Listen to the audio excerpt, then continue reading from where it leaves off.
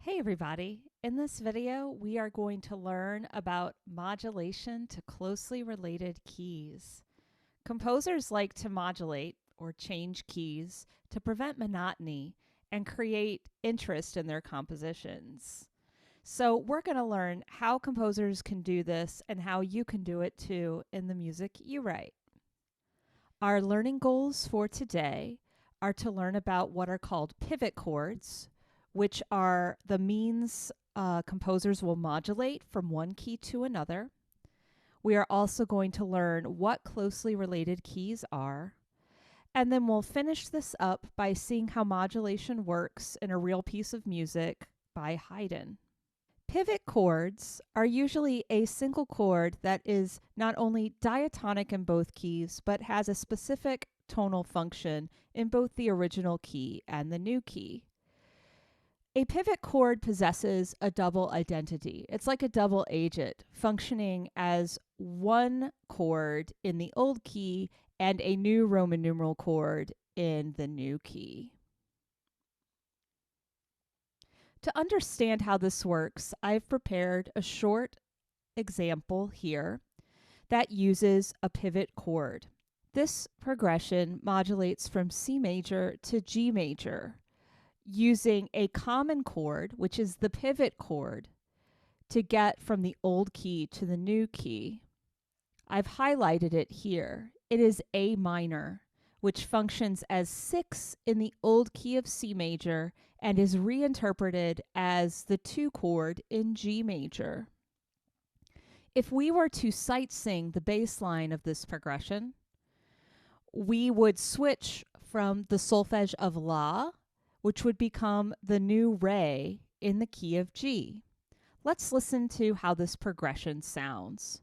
Feel free to sing the bass line if you'd like as you listen, switching the solfege at the pivot chord to reorient to the new key of G major.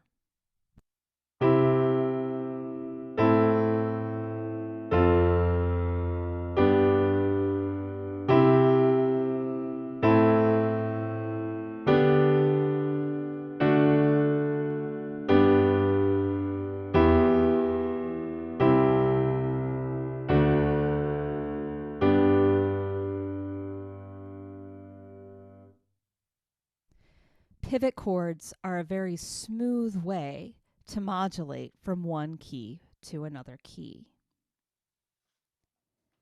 The other thing that makes this modulation so smooth is the relationship between the two keys. This relationship is considered closely related. C major and G major are closely related because their key signatures differ only by one accidental. The definition for what a closely related key are those keys which either have the same key signature, like relative major and minor relationships, or they have only one flat or sharp different from each other. So think about it. C major has no sharps or flats. G major has just one sharp. So they are indeed closely related. In fact, in the key of C, in any key, we have 5 closely related keys. I'm showing you here in this chart the 5 closely related keys to C major. Notice the keys that have one flat in the key signature, F and its relative minor, D minor. Then we also have the relative minor of C major, which is A minor. And then finally, G major, as we just saw in that previous example, and its relative minor, E. We're going to finish our exploration of this new concept of modulation to closely related keys by looking at this excerpt by Haydn from one of his piano sonatas. There's a very swift pivot chord modulation that occurs in this excerpt. So here's what we're going to do. I'm going to play a recording of this excerpt, and I would like for you to consider the first 3 questions listed on the slide. You will need to identify the original key and the ending key, and determine the relationship between them. And then also identify the cadence type that occurs in measure 4 and the cadence type that occurs at the end of the excerpt. Let's listen.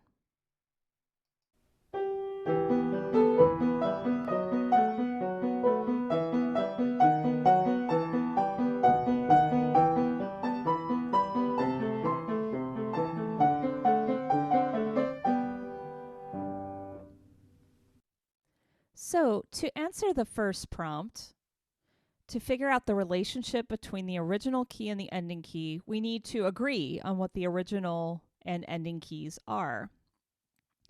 I'm hearing this starting in E minor. We have 1 sharp in the key signature, and you'll notice that the first bar we have an E minor triad. You will also notice in systems 1 and 2, we have some D sharps in there, which are functioning as the leading tone in E minor. Now, the ending key is not E minor, but rather I see a 5-to-1 motion in the key of G major, using a D7 going to a G chord at the end. And that's making me hear this as ending in G major. So, what is the relationship between E minor and G major? These are indeed closely related keys, and not only are they closely related, but because they share the same key signature, we also consider them to be relative keys. Now let's talk a little bit about the cadences that occur in this excerpt. The first cadence I hear occurs in measure 4. I hear this as a half cadence in the opening key of E minor.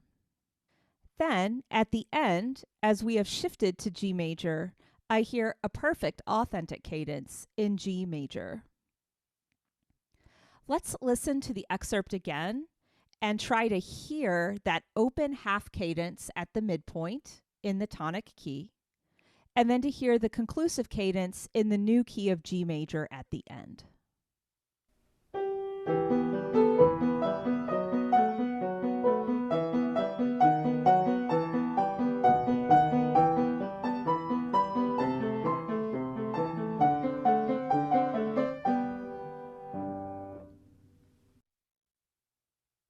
This kind of relationship, where we have a half cadence, an open cadence in an original key, followed by a phrase that ends with a conclusive closed cadence in a different key, is so common that we have a term for it. The term we use for this is called a modulating period. There is a periodic structure in that we end with an open cadence followed by a conclusive cadence, but since the first cadence is in a different key from the second one, we have the modifier modulating to show this relationship. The last thing I want to do with this analysis is to identify a pivot chord that we could label that functions as a double agent, having a double identity, not only in the old key of E minor, but also an identity in the new key of G major. I think the best place to put a pivot chord is measure 6. And this is what it would look like. We have an A minor chord in first inversion here, which in the key of E minor would be labeled as minor 4, 6, showing a chord with the root of scale degree 4, A, in first inversion. C is in the bass. This chord is then reinterpreted as the 2, 6 in the key of G major, because the root of the chord A would be built on scale degree 2 in this key. I'm going to play the excerpt one more time for you, and I want you to listen for the double agency when we get to measure 6.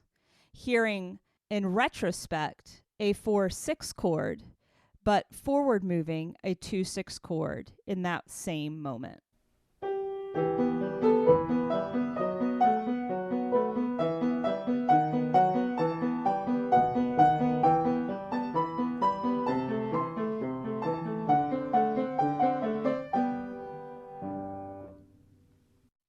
I hope you've enjoyed our little primer to modulation to closely related keys. I will say this is the most common type of modulation scheme there is in tonal music. So it's important that we understand how it works, that we're able to identify pivot chords when doing harmonic analysis, and understanding the relationship between different key areas.